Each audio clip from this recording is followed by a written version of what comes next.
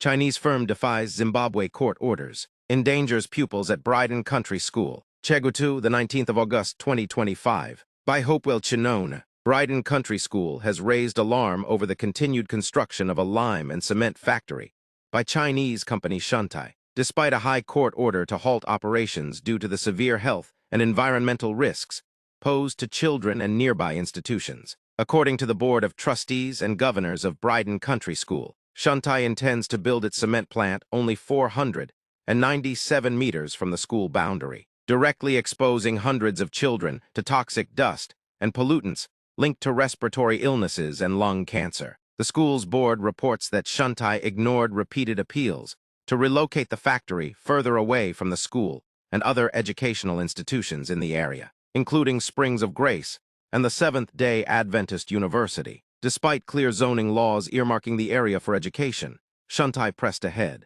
Timeline of defiance, the 12th of February 2025. Shantai informed Bryden of its proposed factory. The 25th of March 2025. The High Court ordered Shantai to suspend all construction and related activities. The 15th of April 2025. Shantai obtained an Environmental and Social Impact Assessment, ESIA, certificate from EMA under questionable circumstances, without addressing stakeholder concerns. The 25th of July 2025.